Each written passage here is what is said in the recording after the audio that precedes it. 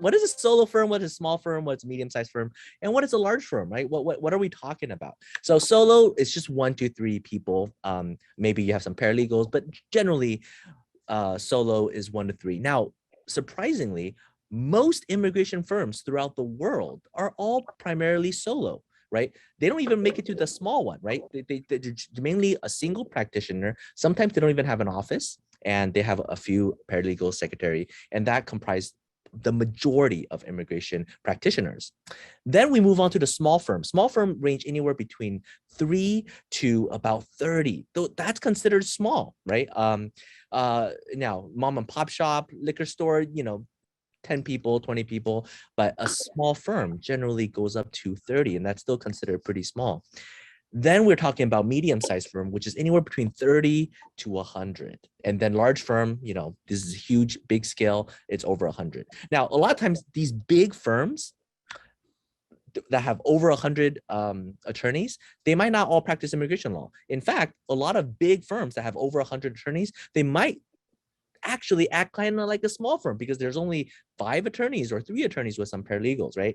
But the dynamic of it is completely different. So those are just the kind of general idea that we're talking about and the framework. And I want to kind of share where I'm at and the pros and cons of kind of our firm and our experience. So we're definitely in the small to medium size range. For as far as the people here in our firm, in our LA office, we have about 26 people. And then if you include our Shanghai and our Taipei office, then we will have over 40. If you include our affiliates, the people who work with us, that give us cases that we work together, then we will have about 80. So we will be on the upper area of the medium-sized firm, right? So that is kind of our dynamic. I love being in this space. And there's pros and cons to the small, the solo compared to the large. And I could later on, I'll kind of share my my feelings and my thoughts behind that. We try to purposely keep it at this size because it allows us to be creative enough to continue to explore different things, but without having to take on the massive amount of cases where it become like a factory, right? So that's kind of our space. Small to medium-sized firm, right in the middle. We work with a lot of large firms, and we work with a lot of solo firms, and that way, and we love that. That's why we love this space, because we get to help all. We get kind of the perks of the entire spectrum, right? So that's my story. Catherine, I'll pass it on to you now. Hi, everybody. I work at a small law firm in London in the UK. I did my undergrad at GW in Washington, D.C. And then I did an LLM over here in London just because I had always wanted to live here. There's no particular reason.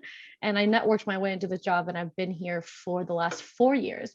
And I'm also in a smaller firm practice. I think it's very different from what I hear the much larger firms are like. I do agree with Joseph. It's a lot less factory-like and a lot more personalized, a lot more of a tailored service to our clients. And the practice here is quite different from what I would maybe be practicing in the US. I practice, primarily with the US embassies worldwide, usually London, but I've also done cases, all over the world, really. And I don't go to court at all. I don't practice removal. I'm not needed in court. It's irrelevant when you're abroad. And I also do the kinds of cases that you might not see in the US. You don't see any renunciation of US citizenship cases in the US.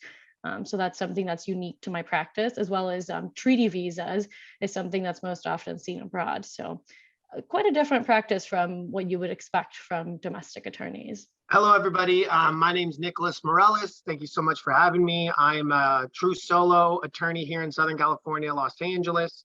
I, as it's been said by my colleagues, absolutely love it.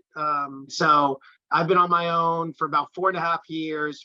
Prior to that, I worked for small firms with only, 2 or 3 attorneys at a time, sometimes a little bit more. And so I have the kind of unique experience going from working with one attorney out of law school, that office kind of getting brought into a bigger office where there was, twice or 3 times that amount of attorneys and then support staff, and then ultimately breaking off on my own. I love it. And I love this conversation because everybody in law school seemingly wants the same thing, or at least there's this insecurity that I should want what everybody else wants. but you'll quickly find out in the real world, it doesn't matter what anybody else does.